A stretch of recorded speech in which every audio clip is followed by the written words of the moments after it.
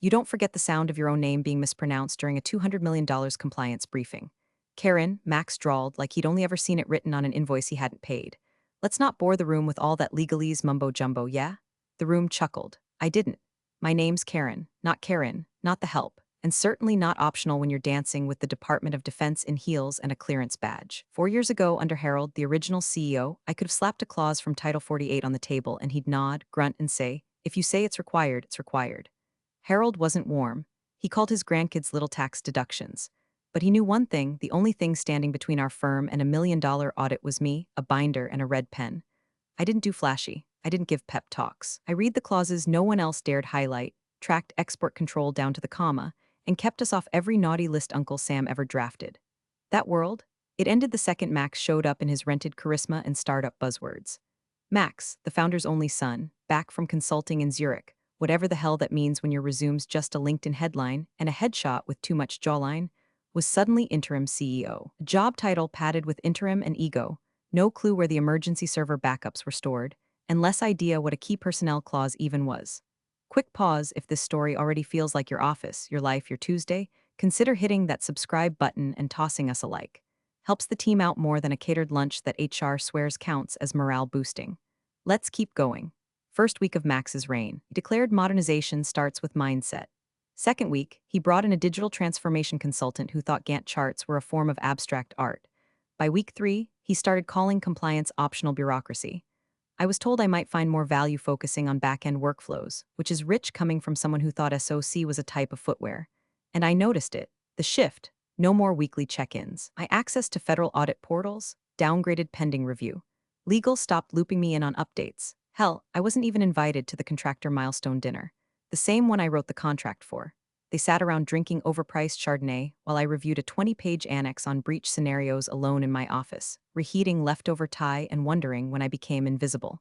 But invisibility has its uses. You stop being watched. You get time to look closer. That's when I noticed it: the subtle differences. Updates in the clearance logs that didn't track. Export forms filed late retroactively. Some authorizations missing signatures entirely. I flagged it. Sent it up the ladder, heard nothing back, so I made copies, quietly, thoroughly, labeled every page like I was prepping for deposition instead of another ignored compliance call. Max, meanwhile, was basking in his own spotlight, strutted through the office like he was on a homecoming court he bought with investor cash. He launched a Slack channel called #FreshIdeas and suggested we replace our risk mitigation flowchart with emojis.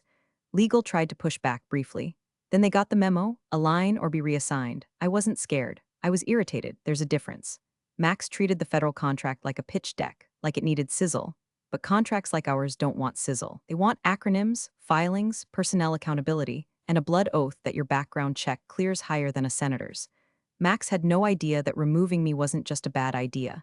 It was a thermonuclear idiocy wrapped in arrogance and sprinkled with HR compliance violations. Still, I stayed quiet. Not out of cowardice, out of calculation. I needed to see how far he'd push, and if he'd be dumb enough to do it in front of the one audience that mattered more than any boardroom ego trip ever could: the federal client. And wouldn't you know it, he was. Max's big reveal came on a Tuesday. The kind of Tuesday that smells like printer toner and existential dread. He stood in front of the whole leadership team wearing a smug grin and a hoodie with the company logo he had clearly redesigned in Canva. Behind him, a slideshow flashed the title: Operation Next Horizon, Reimagine, Reinvent, Reduce. I'd seen better slogans on bathroom air fresheners. We're cutting legacy drag, he announced like he was narrating a spaceship launch instead of gutting a firm held together by old-school grit and government protocol. The future is agile, and agility means removing bureaucratic ballast. That word, ballast. Like I was some sandbag keeping his hot air ego from soaring. Within 48 hours, the consultants arrived. Airdropped in like corporate missionaries with ring lights and vague job titles: change architect, workflow optimizer, compliance streamliner. One of them, fresh out of Wharton or a YouTube ad, asked me how many touch points we had with the federal client. I said roughly 7,000. It's called a contract. He blinked, but like, do they even read all that? I sipped my coffee and smiled. God, I hope so. Meetings started vanishing from my calendar. First it was the strategy syncs, then vendor calls, then even the pre-audit briefings. I was told my unique skill set was being reallocated toward operational integrity, which apparently meant I was now proofreading reports no one asked me to write. One day I tried dialing into the milestone roadmap meeting. My access code was revoked. Just a polite message from IT: per new access protocols, this resource is not available to your role. Like hell it isn't, I thought. I built that roadmap. I was that protocol. I asked legal if there'd been a reorg. They gave me HR's extension. HR told me to stay flexible in evolving team environments. That's when I realized this wasn't a restructuring, it was an exorcism. I was being quietly erased, pixel by pixel. Still, I stayed quiet, not because I'd rolled over, because I'd seen men like Max before. When I worked at the Pentagon, they used to waltz in with buzzwords and swagger, ignoring decades of institutional memory like it was mold on a sandwich. But those men, they didn't last. They flamed out, flailed upward, or landed in think tanks writing op-eds about how we failed to adapt. So I documented, quietly. My home scanner saw more action that month than the entire mailroom. I started triple archiving contract versions, time-stamping audit trails, screen capturing red-lined revisions. Not for revenge, for insurance. I knew Max's kind didn't just sink ships.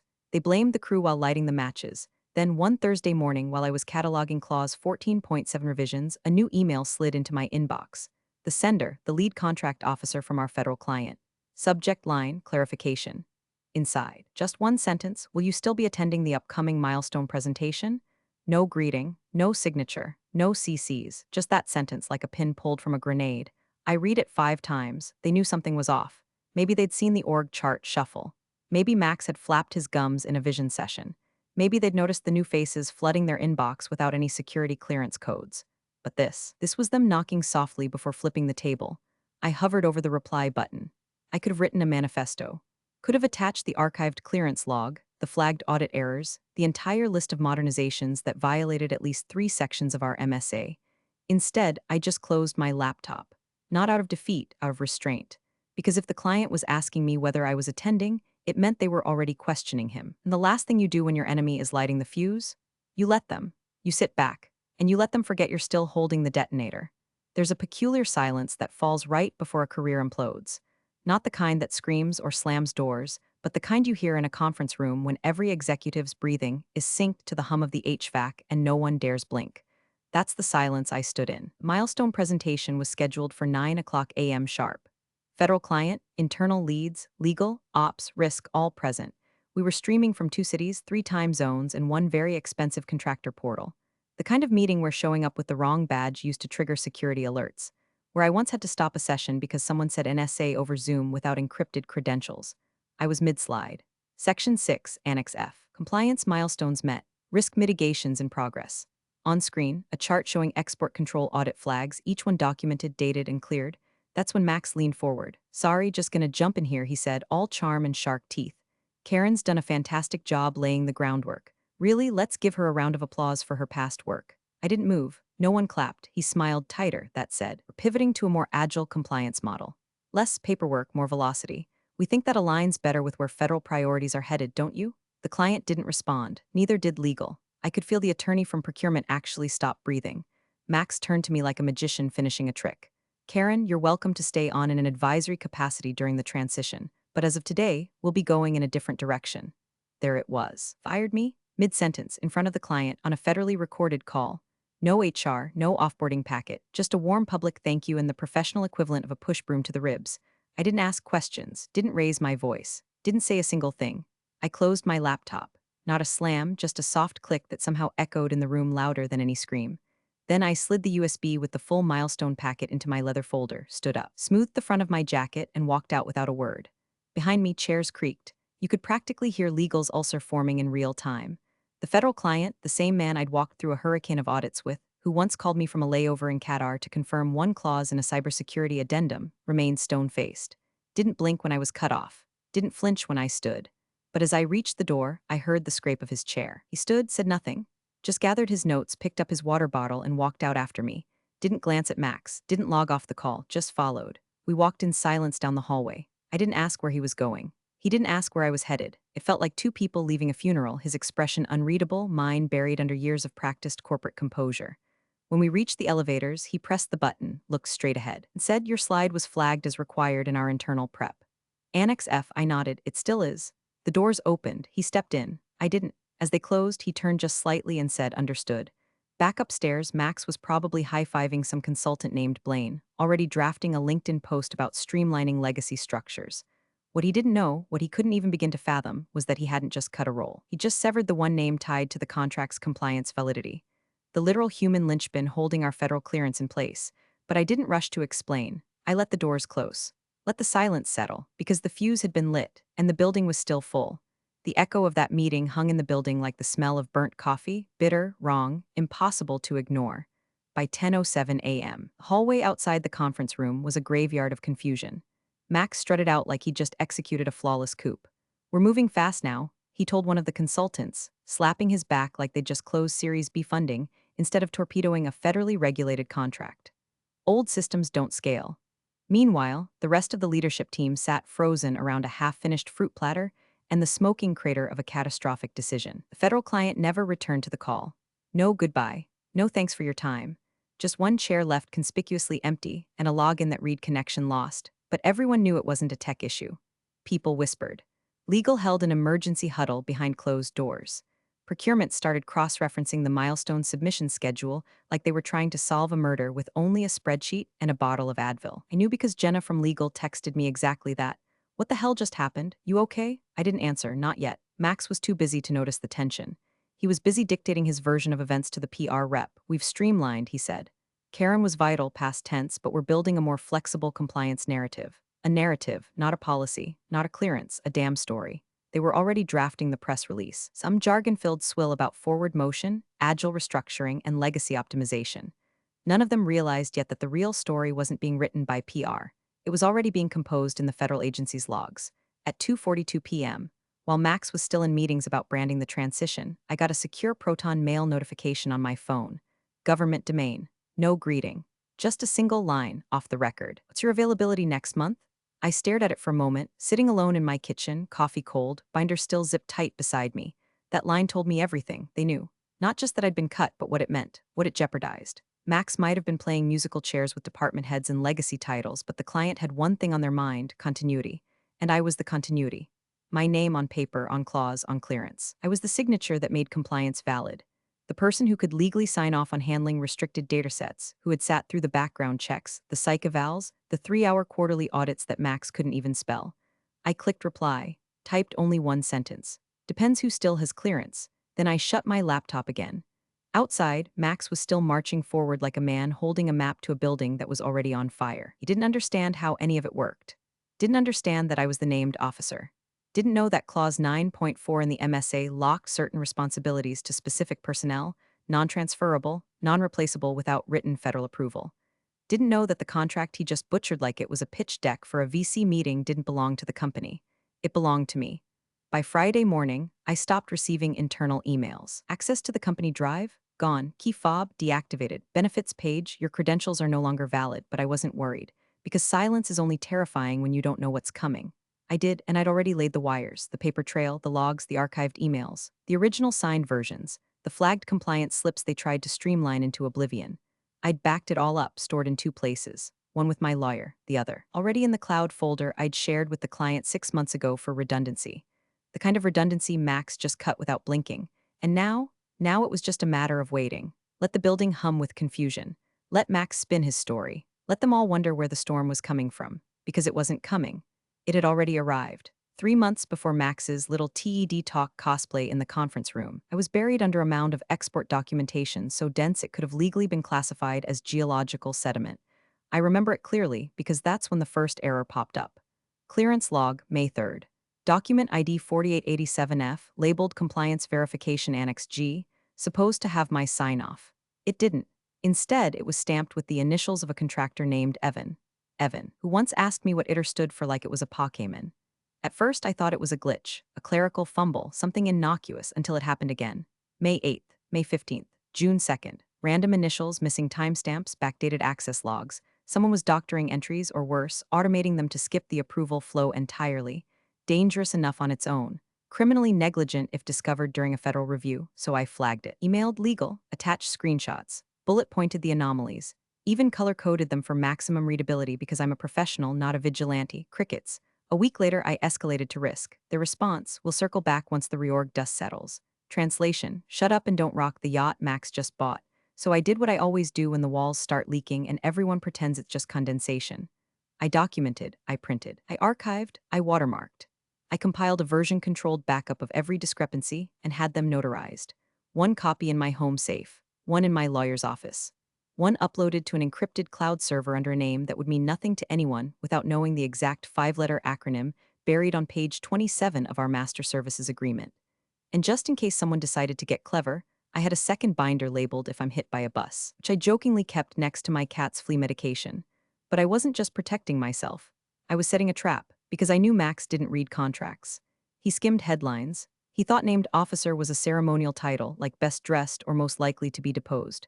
Which is why, during the last contract renewal 6 months prior, I asked the federal client to add one tiny update. Nothing major, just an edit to section 4.1.3. Named compliance officer must be explicitly listed, non-transferable without pre-authorization, and hold active top-secret clearance through all operational phases. They added it. Signed, sealed, accepted. And the name on the line? Karen Elizabeth Monroe. So the morning after Max's public decapitation of my career, I called my lawyer, the same woman who once helped me enforce a non-compete so vicious the guy moved to Guam. She answered on the first ring. Tell me he didn't. He did. Pause. What's your clearance status? That's why I'm calling, I said. I need confirmation. Is my named clearance still active? She didn't even hesitate. Fully intact. No revocation order. You're still the binding compliance officer for contract ID 94 BND 12 through next quarter. I didn't smile. Not outwardly, but internally, I was already seeing the headlines Max didn't know he'd written. By noon, a quiet update landed in the federal agency's procurement portal. Payment for milestone Q4-2 is held pending personnel compliance continuity review. In English, no check until they verified who the hell was holding the pen. And spoiler alert, it wasn't Evan. Inside the firm, things were starting to wobble. Legal started forwarding memos with subject lines like clarification request and urgent designation discrepancy. Finance was doing quiet cartwheels over the frozen invoice. And Max, he still didn't get it. He was too busy setting up a webinar about leadership through disruption to notice that the foundation he was standing on had started to rot. See, Max thought the rulebook was optional. He just didn't realize I wrote half of it. And I wasn't done yet. The federal client didn't send flowers. They sent a formal notice. Subject line, suspension of engagement immediate. 3 bullet points. No fluff, no emotion. Just bureaucratic steel sharpened to a razor's edge. All scheduled meetings are suspended until further notice. Outstanding invoices will not be processed pending internal review. Personnel breach under active investigation. Compliance status unresolved. I read the email on my phone from a corner booth at a quiet cafe 2 blocks off DuPont Circle. My tea had just arrived. The server offered lemon. I declined. Across from me sat a recruiter from a subcontractor that handled Tier 2 cybersecurity for the same federal agency. We weren't strangers. We'd crossed paths during a multi-agency audit 2 years ago and bonded over the shared trauma of watching someone mislabel a data container and then argue about it for 47 minutes. Today, she slid an NDA across the table. Just formality, she said. I didn't speak. I signed. Back at my old firm, the earth was shifting. Legal was in freefall. Procurement had gone silent. Finance was rereading every line item in the SOW trying to decode where the cracks started. And Max was doing what men like him always do when their reflection starts to blur. He blamed everyone else. First it was the outdated contract structure. Then it was legal's lack of urgency. Then it was compliance's inflexibility. He paced the glass hallway like a peacock with a thorn in its foot, red in the face, jabbing fingers at department heads and demanding answers he didn't understand. At one point, he stormed into legal's office shouting, "Why didn't anyone tell me she was named on the damn thing?" Jenna, bless her, didn't even look up from her laptop. You said you didn't have time for the boring sections. HR tried calling me 4 times that day. Then sent an email titled, "Touching base, would love to chat." I didn't respond. I was too busy negotiating oversight scope and remote clearance transfer clauses with my new employer. Because here's what Max never understood. People don't leave federal contracts, they graduate from them. And while he was polishing buzzwords for his LinkedIn fan club, I was already 3 steps into the next phase. The subcontractor didn't just want me. They wanted continuity, stability. The kind Max couldn't manufacture, buy, or fake. They knew my clearance was intact. They knew I already spoke the agency's language. They knew what it meant when a federal client walks out of a meeting behind a compliance officer without saying goodbye. Once the freeze hits payroll, my recruiter said, tapping her pen against the table, he'll figure it out. I nodded, not bothering to smile, because the freeze had already hit. And Max was now completely alone. The consultants had gone quiet. PR firm started distancing itself, asking if they should delay the transition success post. His own father hadn't returned his calls in 48 hours. The building wasn't just crumbling, it was quarantined. And the man holding the match, still too proud to realize his fingers were burning. At 6:17 a.m., the Gulfstream touched down on the tarmac in D.C., wheels squealing like the brakes were trying to warn him. Harold, the real CEO, one who'd built the company with nothing but a Rolodex, a bad temper, and an ironclad respect for federal red tape, checked his phone while the engines wound down. The lock screen bloomed with red, 10 missed calls, a string of increasingly panicked texts from legal, and one chilling subject line from procurement. Urgent. Client freeze personnel violation confirmed he didn't bother waiting for the jet bridge. He read through the formal notice in the car, eyes narrowing with every line. The coffee his assistant handed him stayed untouched. When he reached the end, named officer, Karen Elizabeth Monroe clearance status, suspended pending internal review, he exhaled through his nose like a bull just before the gate opens. By 7:03 a.m., Max's phone rang. He didn't answer the first time, or the second. By the third, he picked up, breathless. "Hey, Dad, listen, there's a bit of a miscommunication happening with." "What the hell happened?" A long pause. Max cleared his throat. She was toxic. Old school, couldn't adapt to the new pace. Harold didn't raise his voice. He didn't need to. Our entire federal clearance was her, he said flatly. "Who the hell did you just fire?" Max didn't answer. Didn't need to. Harold already knew. He ended the call, walked straight into HQ, bypassed reception, and didn't say a word to the executives lining up like kids waiting to confess which face they broke. Back in my apartment, I poured myself another cup of Irish breakfast, folded yesterday's newspaper crossword in half, and watched the panic spill across LinkedIn in real time.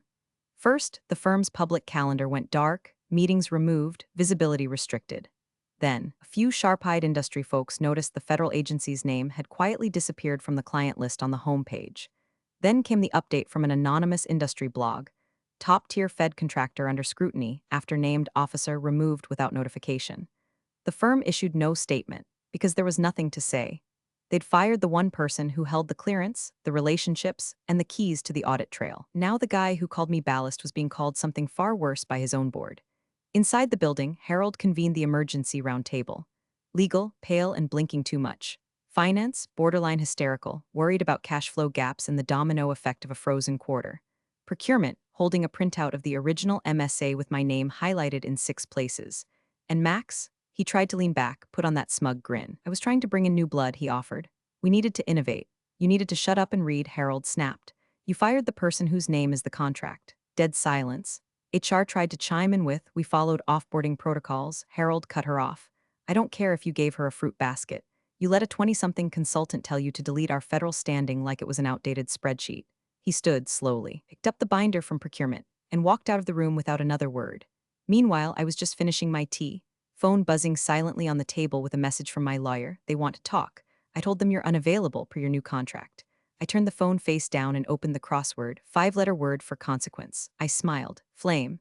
The first emergency meeting started at 9 a.m. on the dot. By 9:04, procurement looked like they'd aged 10 years, and legal was flipping through the MSA like it was a Bible during a thunderstorm. No pastries, no catered fruit, just sweat, finger-pointing, and a room full of executives who suddenly remembered what compliance actually meant.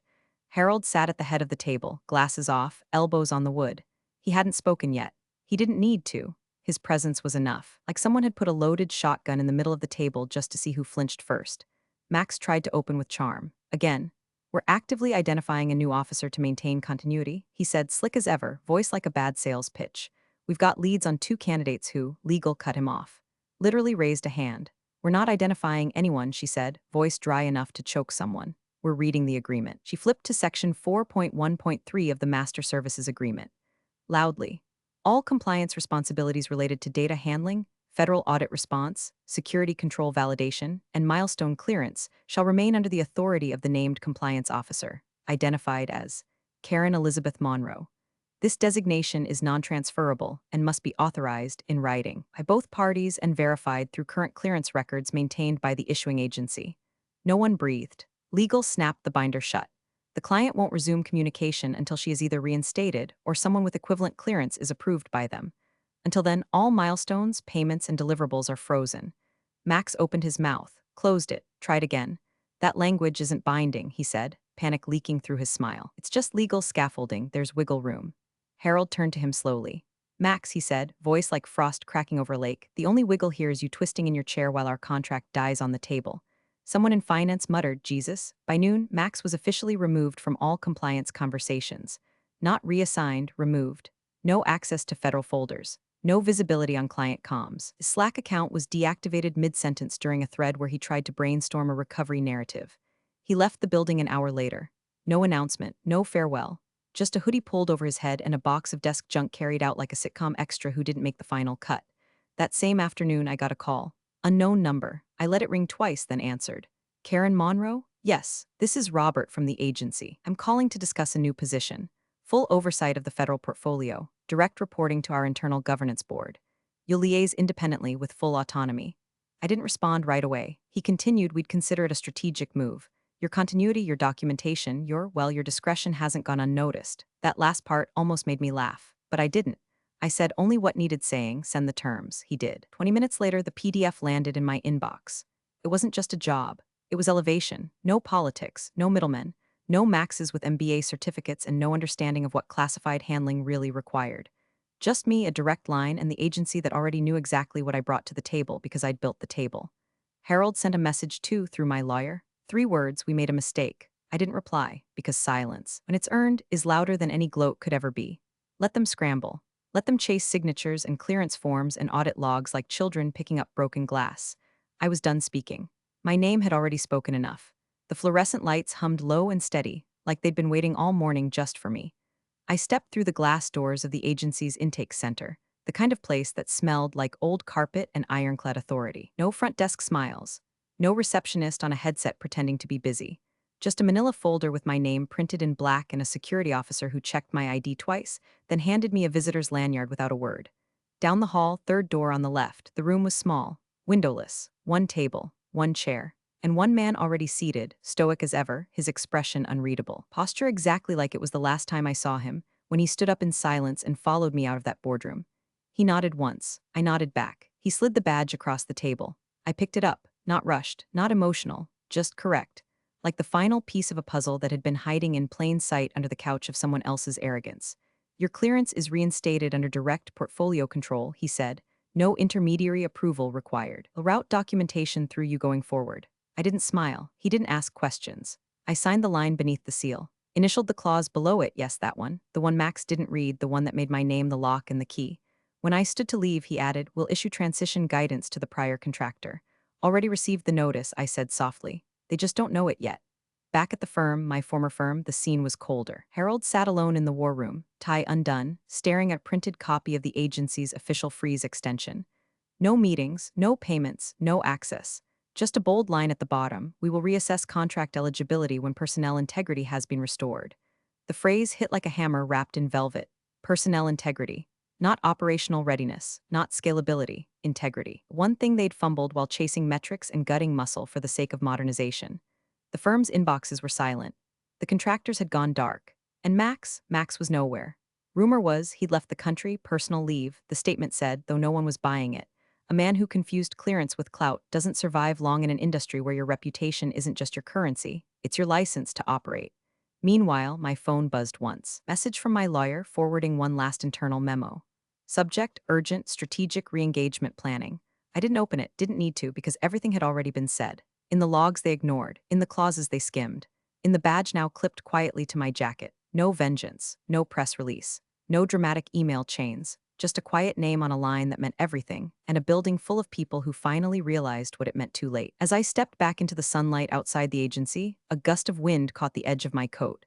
I tucked the badge beneath the lapel and kept walking. No destination, no grand plan, just a future where I'd never again have to explain what I'm worth to someone who thought power was louder than proof. The clearance stood, and so did I. Big thanks for watching, you sneaky seniors. Subscribe to keep the coffee pot brewing revenge. Your ex-colleagues won't know what hit 'em.